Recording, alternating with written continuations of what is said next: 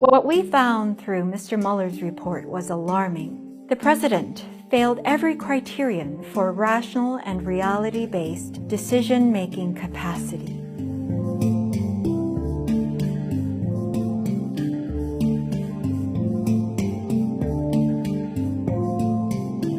My name is Dr. Bandy Lee. I'm a forensic psychiatrist at Yale School of Medicine. A forensic psychiatrist does evaluations for the courts and testifies before legal or governmental bodies. My views are my own, although I do represent the World Mental Health Coalition as its president. My colleagues and I assessed Special Counsel Robert Mueller's report from a mental health perspective. What we found through Mr. Mueller's report was alarming. The president failed every criterion for rational and reality-based decision-making capacity. Our assessment is definitive. Our recommendations were, first and foremost, to remove Mr. Trump from access to nuclear weapons and war-making powers. We could offer many more, but given the urgency, we decided to focus on the two most important: the instability and impulsivity that led us to the brink of war with Iran should illustrate the importance of mental capacity in a president. His actions are exactly what we would predict from an individual who lacks mental capacity. Much of this may have been preventable if we had regular fitness for duty tests for presidents and vice presidents before they even take office. All military personnel who handle nuclear weapons must pass rigorous psychological testing before they assume their duties and must renew it every year. Yet the person who commands nuclear weapons does not. What we performed was a mental capacity evaluation. It tests function, not diagnosis, and in this case, the ability of someone to make sound decisions free of impulsivity, recklessness, paranoia, and false beliefs. To demonstrate mental capacity, one has to be able to take in information and advice, to appreciate and make flexible use of that information, to consider consequences based on rational, reality-based, and reliable thinking without undue interference from impulsivity, conspiracy theories, emotional needs, or fluctuating inconsistency, and to refrain from behavior that places oneself or others in danger.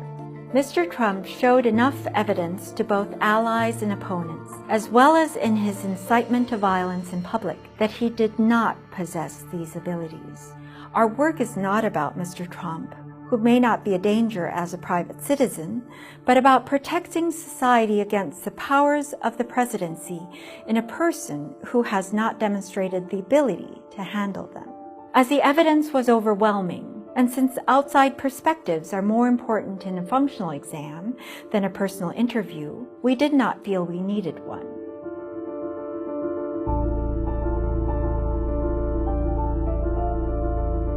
The wealth and quality of the report's content made this possible. In fact, we had more and better data under sworn testimony than we have ever had in our usual practice. Still, we wish to offer the president the opportunity to present for an exam if he believed himself fit, and we asked him to give us an answer within 3 weeks. While his staff let us know that our request was received, there has been no response about a personal exam. Hence, we proceeded with our conclusion and recommendations.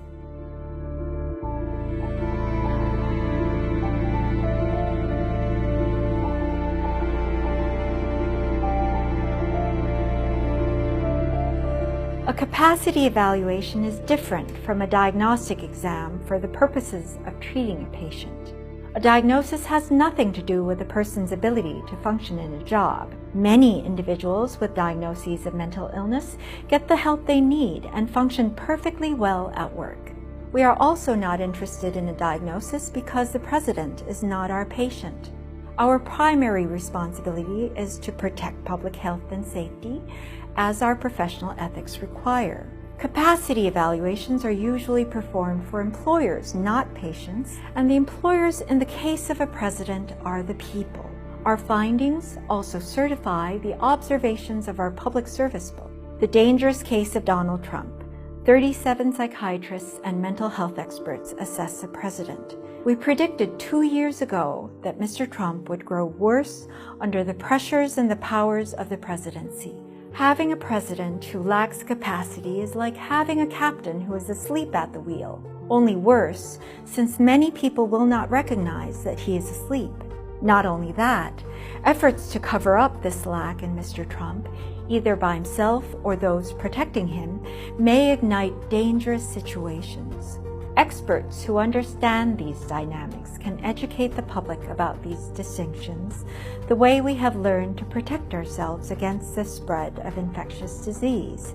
We urge the public to read our report, which can be found on our website, dangerouscase.org, and we urge authorities to follow our recommendations. The security of our nation is at stake.